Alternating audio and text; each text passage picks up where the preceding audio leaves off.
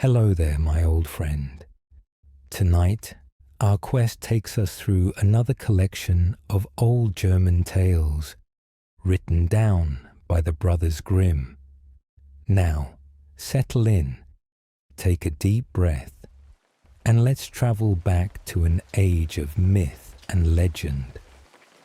The story of the youth who went forth to learn what fear was. A certain father had 2 sons, the elder of who was smart and sensible, and could do everything, but the younger was stupid, and could neither learn nor understand anything.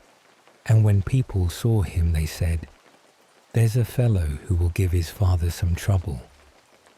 When anything had to be done, it was always the elder who was forced to do it. But if his father bade him fetch anything when it was late, or in the night time, and the way led through the churchyard, or any other dismal place, he answered, "Oh no, father, I'll not go there, it makes me shudder." For he was afraid. Or when stories were told by the fire at night, which made the flesh creep, the listeners sometimes said, "Oh, it makes us shudder."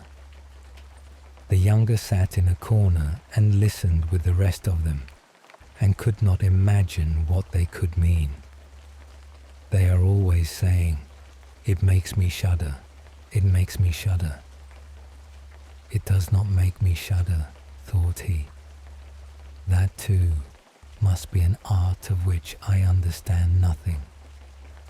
Now it came to pass that his father said to him one day, "Hearken to me, you fellow in the corner there. You are growing tall and strong, and you too must learn something by which you can earn your bread. Look how your brother works, but you do not even earn your salt." "Well, father," he replied, "I am quite willing to learn something. Indeed, if it could but be managed, I should like to learn how to shudder. I don't understand that at all yet."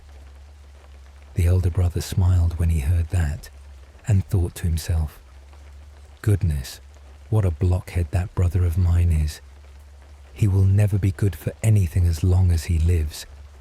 He who wants to be a sickle must bend himself betimes." The father sighed and answered him, "You shall soon learn what it is to shudder, but you will not earn your bread by that." Soon after this, the sexton came to the house on a visit, and the father bewailed his trouble, and told him how his younger son was so backward in every respect that he knew nothing and learnt nothing. "Just think," said he, "when I asked him how he was going to earn his bread, he actually wanted to learn to shudder." "If that be all," replied the sexton, "he can learn that with me. Send him to me, and I will soon polish him." The father was glad to do it, for he thought, "It will train the boy a little." The sexton therefore took him into his house, and he had to ring the church bell. After a day or 2, the sexton awoke him at midnight, and bade him arise and go up into the church tower and ring the bell. "You shall soon learn what shuddering is," thought he, and secretly went there before him. And when the boy was at the top of the tower and turned round, and was just going to take hold of the bell rope, he saw a white figure standing on the stairs opposite the sounding hole. "Who is there?" cried he, but the figure made no reply, and did not move or stir. "Give an answer," cried the boy, "or take yourself off. You have no business here at night." The sexton, however, remained standing motionless, that the boy might think he was a ghost. The boy cried a second time, "What do you want here? Speak if you are an honest fellow, or I will throw you down the steps." The sexton thought, "He can't mean to be as bad as his words," uttered no sound, and stood as if he were made of stone. Then the boy called to him for the 3rd time, and as that was also to no purpose, he ran against him and pushed the ghost down the stairs, so that it fell down the 10 steps and remained lying there in a corner. Thereupon he rang the bell, went home, and without saying a word, went to bed and fell asleep. The sexton's wife waited a long time for her husband, but he did not come back. At length she became uneasy and wakened the boy and asked, "Do you know where my husband is? He climbed up the tower before you did." "No, I don't know," replied the boy. "But someone was standing by the sounding hole on the other side of the steps, and as he would neither give an answer nor go away, I took him for a scoundrel and threw him downstairs. Just go there and you will see if it was he. I should be sorry if it were." The woman ran away and found her husband, who was lying moaning in the corner and had broken his leg. She carried him down, and then with loud screams she hastened to the boy's father. "Your boy," cried she, "has been the cause of a great misfortune. He has thrown my husband down the steps so that he broke his leg. Take the good-for-nothing fellow out of our house." The father was terrified and ran thither and scolded the boy. "What wicked tricks are these?" said he. "The devil must have put them into your head." "Father," he replied, "do listen to me. I am quite innocent. He was standing there by night like one intent on doing evil. I did not know who it was, and I entreated him 3 times either to speak or to go away." "Ah," said the father, "I have nothing but unhappiness with you. Go out of my sight. I will see you no more." "Yes, father, right willingly. Wait only until it is day. Then will I go forth and learn how to shudder, and then I shall, at any rate, understand one art which will support me." "Learn what you will," spoke the father. "It is all the same to me. Here are 50 tailors for you. Take these and go into the wide world, and tell no one from whence you come, and who is your father, for I have reason to be ashamed of you." "Yes, father, it shall be as you will. If you desire nothing more than that, I can easily keep it in mind." When the day dawned, therefore, the boy put his 50 tailors into his pocket and went forth on the great highway and continually said to himself, "If I could but shudder, if I could but shudder." Then a man approached who heard this conversation which the youth was holding with himself, and when they had walked a little farther to where they could see the gallows, the man said to him, "Look, there is the tree where 7 men have married the rope-maker's daughter and are now learning how to fly. Sit down beneath it and wait till night comes, and you will soon learn how to shudder." "If that is all that is wanted," answered the youth, "it is easily done. But if I learn how to shudder as fast as that, you shall have my 50 tailors. Just come back to me early in the morning." Then the youth went to the gallows, sat down beneath it, and waited till evening came. And as he was cold, he lighted himself a fire. But at midnight the wind blew so sharply that in spite of his fire, he could not get warm. And as the wind knocked the hangmen against each other, and they moved backwards and forwards, he thought to himself, "If you shiver below by the fire, how those up above must freeze and suffer." And as he felt pity for them, he raised the ladder and climbed up, unbound one of them after the other, and brought down all 7.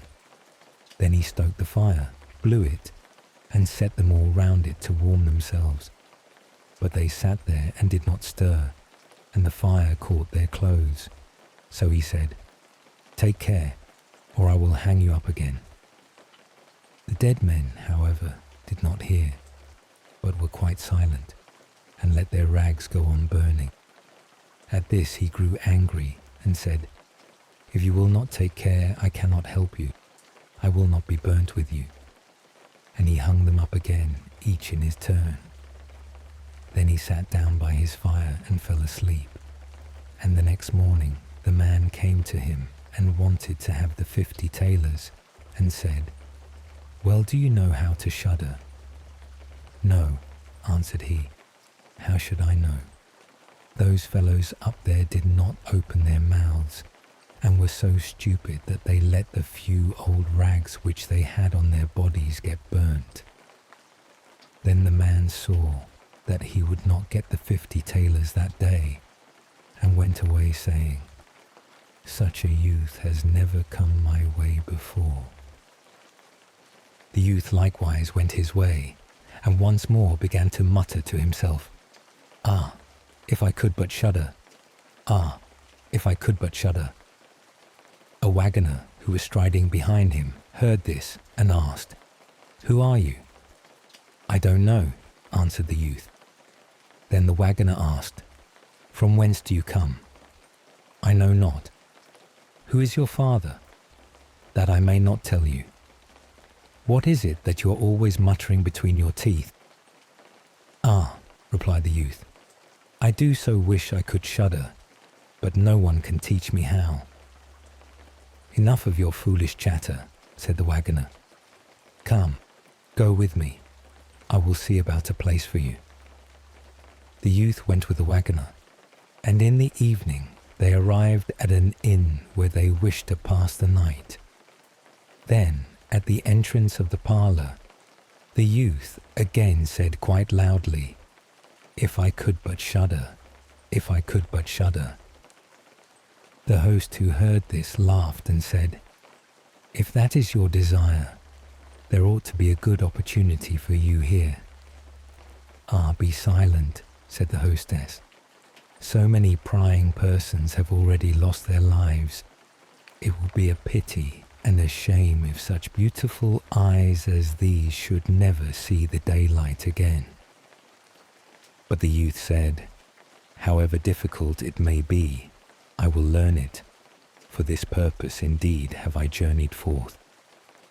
He let the host have no rest, until the latter told him that not far from thence stood a haunted castle, where anyone could very easily learn what shuddering was, if he would but watch in it for 3 nights.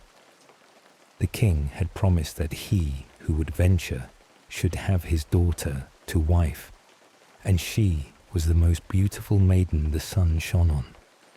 Likewise in the castle lay great treasures, which were guarded by evil spirits, and these treasures would then be freed, and would make a poor man rich enough.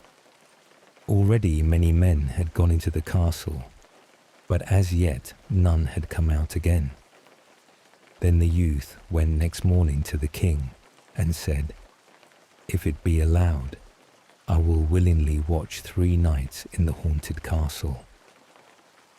The king looked at him, and as the youth pleased him, he said, "You may ask for 3 things to take into the castle with you, but they must be things without life."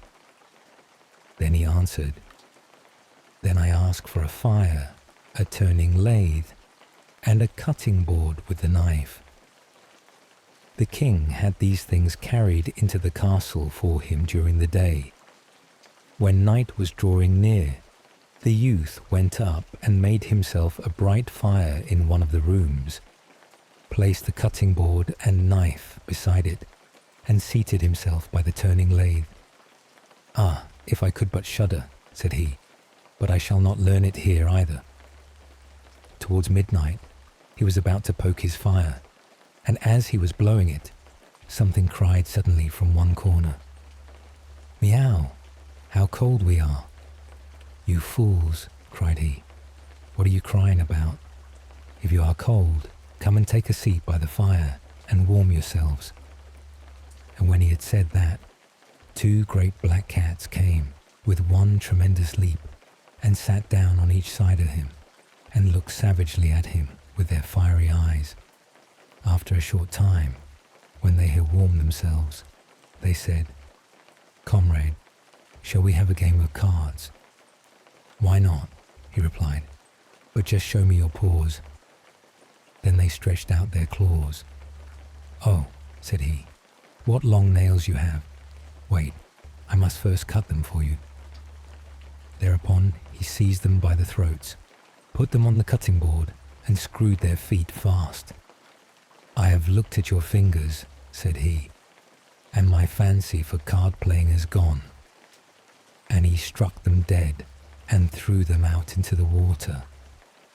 But when he had made away with these two, and was about to sit down again by his fire, out from every hole and corner came black cats and black dogs with red-hot chains, and more of them came until he could no longer move, and they yelled horribly and got on his fire, pulled it to pieces, and tried to put it out.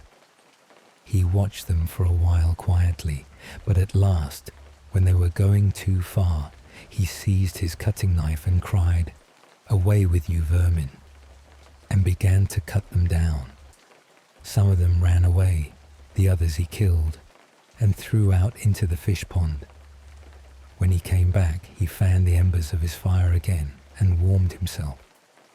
And as he thus sat, his eyes would keep open no longer, and he felt a desire to sleep. Then he looked round and saw a great bed in the corner. "That is the very thing for me," said he, and got into it. When he was just going to shut his eyes, however, the bed began to move of its own accord and went over the whole of the castle. "That's right," said he, "but go faster." Then the bed rolled on as if 6 horses were harnessed to it, up and down, over thresholds and stairs, but suddenly, hop, hop, it turned over upside down and lay on him like a mountain. But he threw quilts and pillows up in the air, got out and said, "Now anyone who likes may drive," and lay down by his fire and slept till it was day. In the morning the king came, and when he saw him lying there on the ground, he thought the evil spirits had killed him and he was dead. Then said he, "After all, it is a pity, for so handsome a man." The youth heard it, got up and said, "It has not come to that yet." Then the king was astonished, but very glad, and asked how he had fared. "Very well indeed," answered he. "One night is past, the 2 others will pass likewise." Then he went to the innkeeper, who opened his eyes very wide and said, "I never expected to see you alive again. Have you learnt how to shudder yet?" "No," said he, "it is all in vain. If someone would but tell me." The second night he again went up into the old castle, sat down by the fire, and once more began his old song, "If I could but shudder." When midnight came, an uproar and noise of tumbling about was heard. At first it was low, but it grew louder and louder. Then it was quiet for a while, and at length, with a loud scream, half a man came down the chimney and fell before him. "Hullo!" cried he, "another half belongs to this. This is not enough." Then the uproar began again. There was a roaring and howling, and the other half fell down likewise. "Wait," said he, "I will just stoke up the fire a little for you." When he had done that and looked round again, the 2 pieces were joined together, and a hideous man was sitting in his place.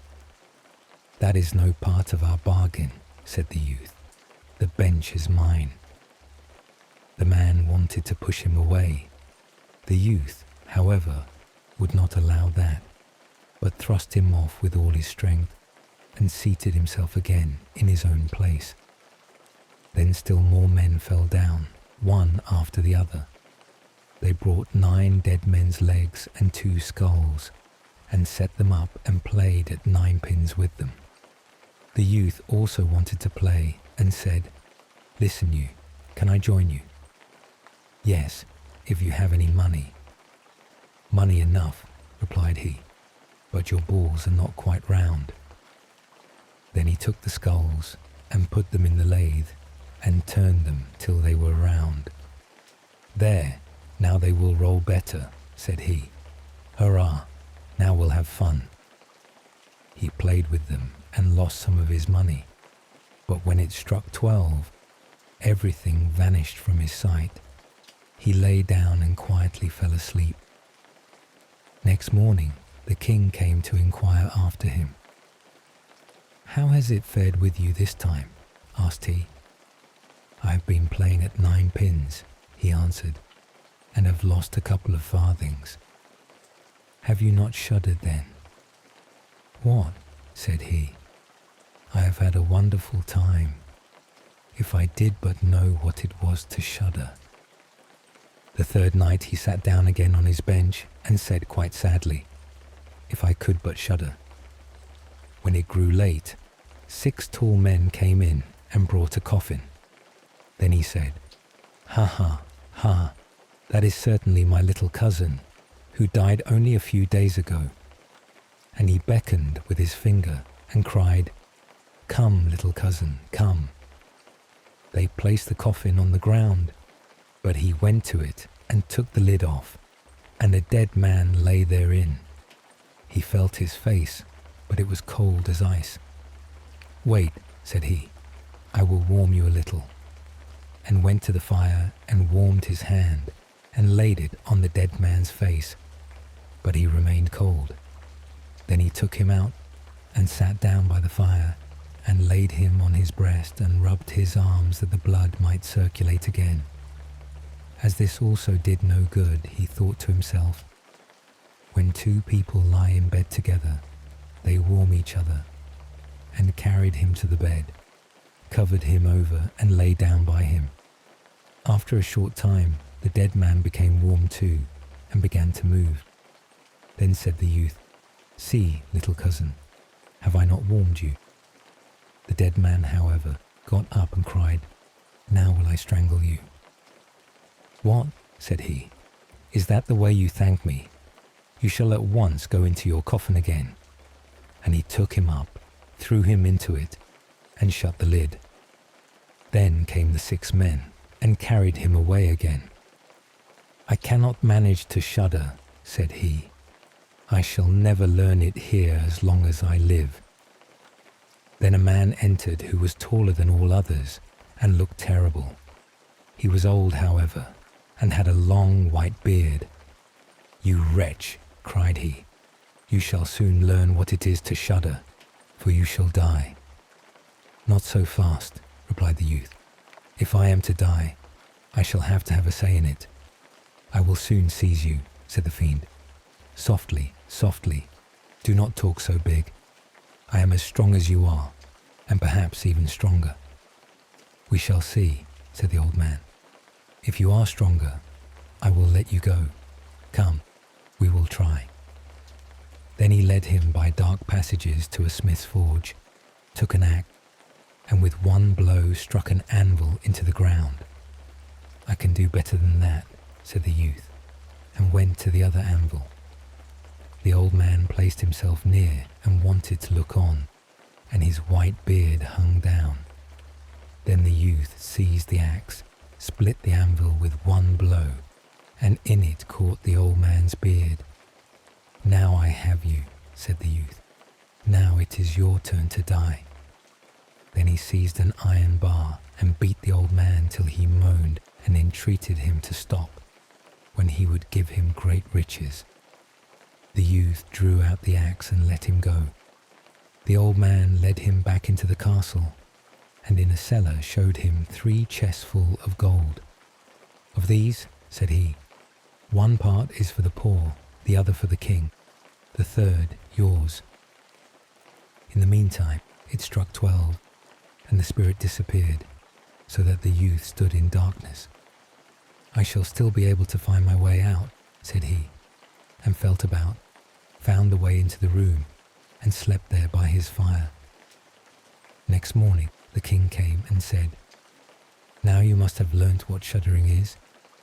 "No," he answered. "What can it be? My dead cousin was here, and a bearded man came and showed me a great deal of money down below, but no one told me what it was to shudder." "Then," said the king, "you have saved the castle and shall marry my daughter." "That is all very well," said he, "but still I do not know what it is to shudder." Then the gold was brought up and the wedding celebrated. But howsoever much the young king loved his wife, and however happy he was, he still said always, "If I could but shudder, if I could but shudder." And this at last angered her. Her waiting maid said, "I will find a cure for him. He shall soon learn what it is to shudder." She went out to the stream which flowed through the garden, and had a whole bucketful of gudgeons brought to her. At night, when the young king was sleeping, his wife was to draw the clothes off him and empty the bucket full of cold water with the gudgeons in it over him, so that the little fishes would sprawl about him. Then he woke up and cried, "Oh, what makes me shudder so? What makes me shudder so, dear wife? Ah, now I know what it is to shudder."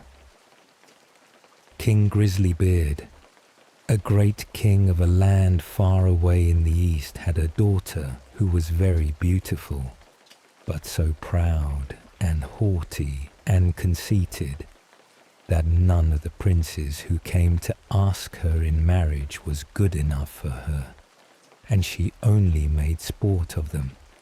Once upon a time the king held a great feast, and asked thither all her suitors, and they all sat in a row, ranged according to their rank, kings and princes and dukes and earls and counts and barons and knights. Then the princess came in, and as she passed by them she had something spiteful to say to every one. The first was too fat. "He's as round as a tub," said she. The next was too tall. "What a maypole," said she. The next was too short. "What a dumpling," said she. The fourth was too pale, and she called him Wall-face. The fifth was too red, so she called him Coxcomb. The sixth was not straight enough, so she said he was like a green stick that had been laid to dry over a baker's oven. And thus she had some joke to crack upon every one, but she laughed more than all at a good king who was there. "Look at him," said she. "His beard is like an old mop. He shall be called Grisly-Beard." So the king got the nickname of Grisly-Beard. But the old king was very angry when he saw how his daughter behaved, and how she ill-treated all his guests, and he vowed that, willing or unwilling, she should marry the first man, be he prince or beggar, that came to the door. 2 days after there came by a travelling fiddler, who began to play under the window and beg alms, and when the king heard him, he said, "Let him come in." So they brought in a dirty-looking fellow, and when he had sung before the king and the princess, he begged a boon. Then the king said, "You have sung so well that I will give you my daughter for your wife." The princess begged and prayed, but the king said, "I have sworn to give you to the first comer, and I will keep my word." So words and tears were of no avail. The parson was sent for, and she was married to the fiddler. When this was over, the king said, "Now get ready to go. You must not stay here. You must travel on with your husband." Then the fiddler went his way and took her with him, and they soon came to a great wood. "Pray," said she, "whose is this wood?" "It belongs to King Grisly-Beard," answered he. "Hadst thou taken him, all had been thine." "Ah, unlucky wretch that I am," sighed she. "Would that I had married King Grisly-Beard." Next they came to some fine meadows. "Whose are these beautiful green meadows?" said she. "They belong to King Grisly-Beard. Hadst thou taken him, they had all been thine." "Ah, unlucky wretch that I am," said she. "Would that I had married King Grisly-Beard." Then they came to a great city. "Whose is this noble city?" said she. "It belongs to King Grisly-Beard. Hadst thou taken him, it had all been thine." "Ah, wretch that I am," sighed she. "Why did I not marry King Grisly-Beard?" "That is no business of mine," said the fiddler. "Why should you wish for another husband? Am not I good enough for you?" At last they came to a small cottage. "What a paltry place," said she. "To whom does that little dirty hole belong?" Then the fiddler said, "That is your and my house, where we are to live." "Where are your servants?" cried she. "What do we want with servants?" said he. "You must do for yourself whatever is to be done. Now make the fire, and put on water and cook my supper, for I am very tired." But the princess knew nothing of making fires and cooking, and the fiddler was forced to help her. When they had eaten a very scanty meal, they went to bed. But the fiddler called her up very early in the morning to clean the house. Thus they lived for 2 days, and when they had eaten up all there was in the cottage, the man said, "Wife, we can't go on thus, spending money and earning nothing. You must learn to weave baskets." Then he went out and cut willows and brought them home, and she began to weave, but it made her fingers very sore. "I see this work won't do," said he. "Try and spin. Perhaps you will do that better." So she sat down and tried to spin, but the threads cut her tender fingers till the blood ran. "See now," said the fiddler, "you are good for nothing. You can do no work. What a bargain I have got. However, I'll try and set up a trade in pots and pans, and you shall stand in the market and sell them." "Alas," sighed she, "if any of my father's court should pass by and see me standing in the market, how they will laugh at me." But her husband did not care for that, and said she must work, if she did not wish to die of hunger. At first the trade went well, for many people, seeing such a beautiful woman, went to buy her wares and paid their money without thinking of taking away the goods. They lived on this as long as it lasted, and then her husband bought a fresh lot of ware, and she sat herself down with it in the corner of the market. But a drunken soldier soon came by and rode his horse against her stall, and broke all her goods into 1,000 pieces. Then she began to cry, and knew not what to do. "Ah, what will become of me?" said she. "What will my husband say?" So she ran home and told him all. "Who would have thought you would have been so silly," said he, "as to put an earthenware stall in the corner of the market, where everybody passes? But let us have no more crying.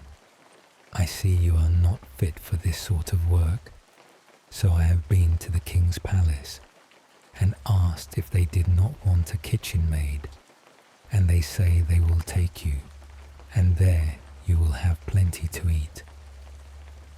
Thus the princess became a kitchen maid and helped the cook to do all the dirtiest work. But she was allowed to carry home some of the meat that was left, and on this they lived. She had not been there long before she heard that the king's eldest son was passing by, going to be married, and she went to one of the windows and looked out. Everything was ready, and all the pomp and brightness of the court was there.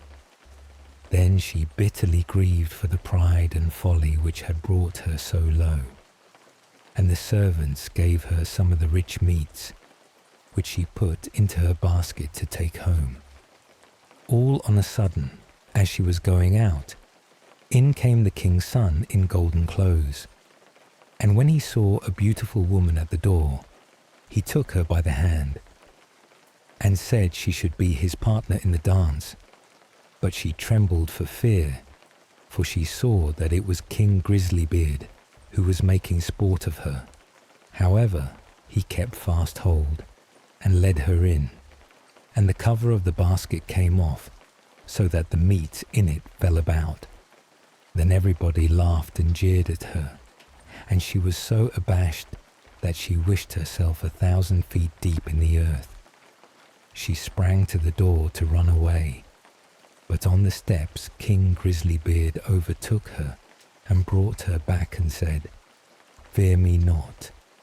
I am the fiddler who has lived with you in the hut. I brought you there because I really loved you. I am also the soldier that overset your stall. I have done all this only to cure you of your silly pride and to show you the folly of your ill treatment of me. Now all is over. You have learnt wisdom, and it is time to hold our marriage feast." Then the chamberlains came and brought her the most beautiful robes, and her father and his whole court were there already, and welcomed her home on her marriage. Joy was in every face and every heart. The feast was grand. They danced and sang. All were merry, and I only wish that you and I had been of the party. Iron Hans. There was once upon a time a king who had a great forest near his palace, full of all kinds of wild animals. One day he sent out a huntsman to shoot him a roe, but he did not come back. "Perhaps some accident has befallen him," said the king. And the next day he sent out 2 more huntsmen who were to search for him, but they too stayed away. Then on the 3rd day he sent for all his huntsmen and said, "Scour the whole forest through, and do not give up until you have found all 3. But of these also, none came home again, none was seen again. From that time forth, no one would any longer venture into the forest, and it lay there in deep stillness and solitude, and nothing was seen of it, but sometimes an eagle or a hawk flying over it. This lasted for many years, when an unknown huntsman announced himself to the king as seeking a situation, and offered to go into the dangerous forest. The king, however, would not give his consent, and said, "It is not safe in there. I fear it would fare with you no better than with the others, and you would never come out again." The huntsman replied, "Lord, I will venture it at my own risk. Of fear I know nothing." The huntsman therefore betook himself with his dog to the forest. It was not long before the dog fell in with some game on the way and wanted to pursue it. But hardly had the dog run 2 steps when it stood before a deep pool, could go no farther, and the naked arm stretched itself out of the water, seized it, and drew it under. When the huntsman saw that, he went back and fetched 3 men to come with buckets and bail out the water. When they could see to the bottom, there lay a wild man whose body was brown like rusty iron, and whose hair hung over his face down to his knees. They bound him with cords and led him away to the castle. There was great astonishment over the wild man. The king, however, had him put in an iron cage in his courtyard, and forbade the door to be opened on pain of death, and the queen herself was to take the key into her keeping. And from this time forth everyone could again go into the forest with safety. The king had a son of 8 years, who was once playing in the courtyard, and while he was playing, his golden ball fell into the cage. The boy ran thither and said, "Give me my ball out." "Not till you have opened the door for me," answered the man. "No," said the boy. "I will not do that. The king has forbidden it," and ran away. The next day, he again went and asked for his ball. The wild man said, "Open my door," but the boy would not. On the third day, the king had ridden out hunting, and the boy went once more and said, "I cannot open the door even if I wished, for I have not the key." Then the wild man said, "It lies under your mother's pillow. You can get it there." The boy, who wanted to have his ball back, cast all thought to the winds and brought the key. The door opened with difficulty, and the boy pinched his fingers. When it was open, the wild man stepped out, gave him the golden ball, and hurried away. The boy had become afraid. He called and cried after him, "Oh, wild man, do not go away, or I shall be beaten." The wild man turned back, took him up, set him on his shoulder, and went with hasty steps into the forest. When the king came home, he observed the empty cage and asked the queen how that had happened. She knew nothing about it and sought the key, but it was gone. She called the boy, but no one answered. The king sent out people to seek for him in the fields, but they did not find him. Then he could easily guess what had happened, and much grief reigned in the royal court. When the wild man had once more reached the dark forest, he took the boy down from his shoulder and said to him, "You will never see your father and mother again, but I will keep you with me, for you have set me free, and I have compassion on you. If you do all I bid you, you shall fare well. Of treasure and gold have I enough, and more than anyone in the world." He made a bed of moss for the boy on which he slept, and the next morning the man took him to a well and said, "Behold, the gold well is as bright and clear as crystal. You shall sit beside it, and take care that nothing falls into it, or it will be polluted. I will come every evening to see if you have obeyed my order."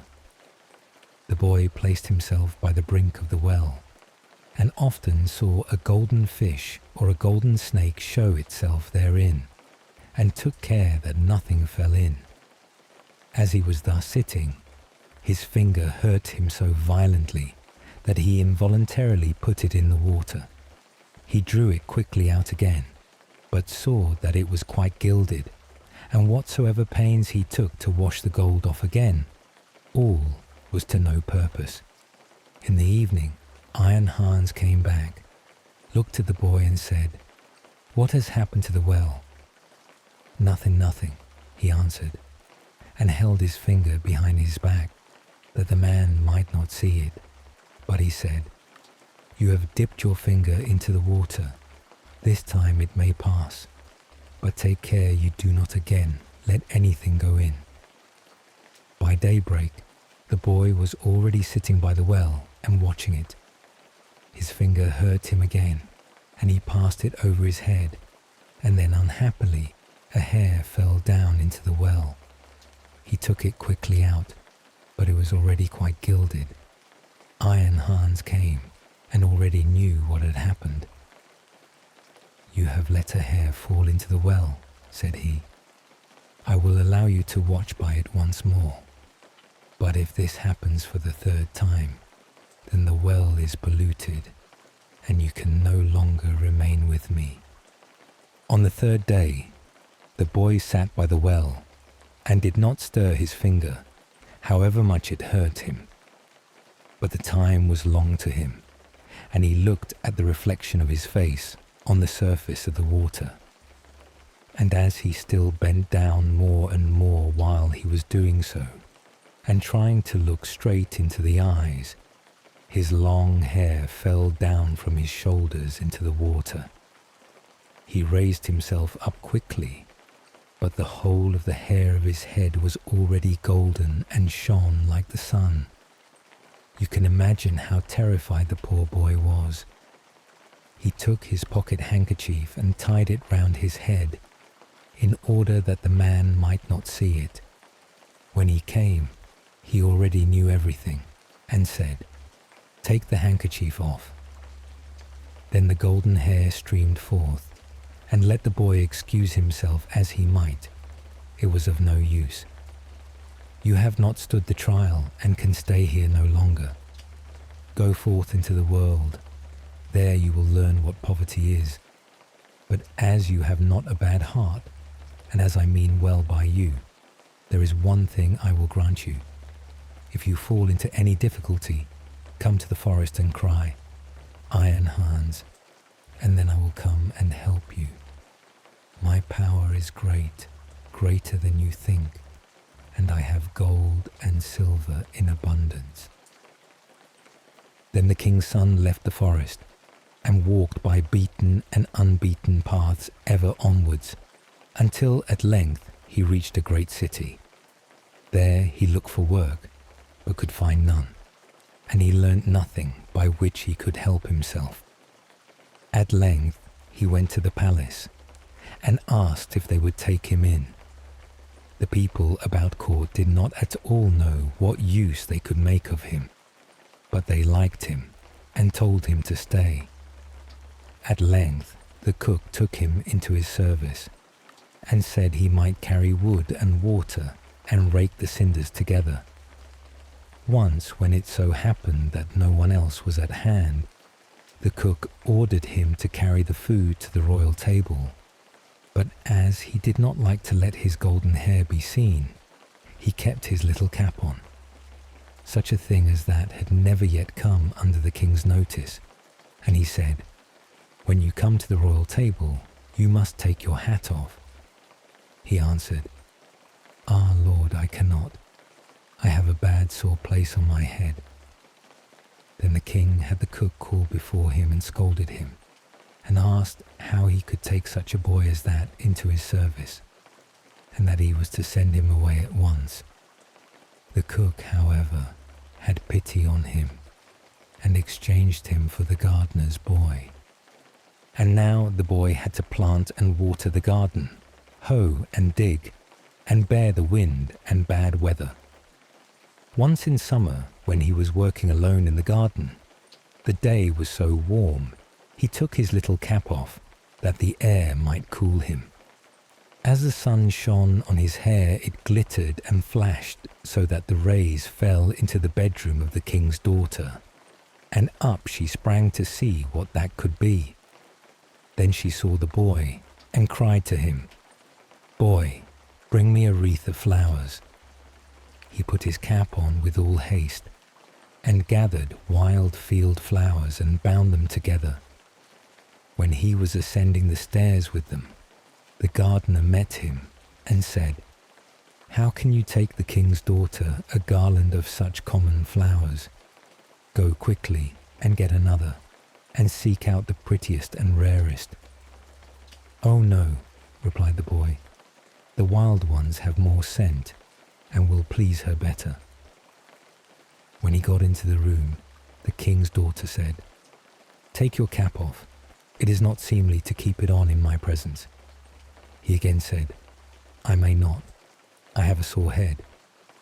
She, however, caught at his cap and pulled it off, and then his golden hair rolled down on his shoulders, and it was splendid to behold. He wanted to run out, but she held him by the arm and gave him a handful of ducats. With these he departed, but he cared nothing for the gold pieces. He took them to the gardener and said, "I present them to your children. They can play with them." The following day, the king's daughter again called to him that he was to bring her a wreath of field flowers, and then he went in with it. She instantly snatched at his cap and wanted to take it away from him, but he held it fast with both hands. She again gave him a handful of ducats, but he would not keep them, and gave them to the gardener for playthings for his children. On the third day things went just the same. She could not get his cap away from him, and he would not have her money. Not long afterwards, the country was overrun by war. The king gathered together his people and did not know whether or not he could offer any opposition to the enemy, who was superior in strength and had a mighty army. Then said the gardener's boy, "I am grown up and will go to the wars also. Only give me a horse." The others laughed and said, "Seek one for yourself when we are gone. We will leave one behind us in the stable for you." When they had gone forth, he went into the stable and led the horse out. It was lame of one foot and limped hobblety-jib, hobblety-jib. Nevertheless, he mounted it and rode away to the dark forest. When he came to the outskirts, he called Iron Hands 3 times so loudly that it echoed through the trees. Thereupon the wild man appeared immediately and said, "What do you desire?" "I want a strong steed, for I am going to the wars." "That you shall have, and still more than you ask for." Then the wild man went back into the forest, and it was not long before a stable boy came out of it, who led a horse that snorted with its nostrils and could hardly be restrained, and behind them followed a great troop of warriors entirely equipped in iron, and their swords flashed in the sun. The youth made over his 3-legged horse to the stable boy, mounted the other, and rode at the head of the soldiers. When he got near the battlefield, a great part of the king's men had already fallen, and little was wanting to make the rest give way. Then the youth galloped thither with his iron soldiers, broke like a hurricane over the enemy, and beat down all who opposed him. They began to flee, but the youth pursued, and never stopped, until there was not a single man left. Instead of returning to the king, however, he conducted his troop by byways back to the forest, and called forth Iron Hans. "What do you desire?" asked the wild man. "Take back your horse and your troops, and give me my 3-legged horse again." All that he asked was done, and soon he was riding on his 3-legged horse.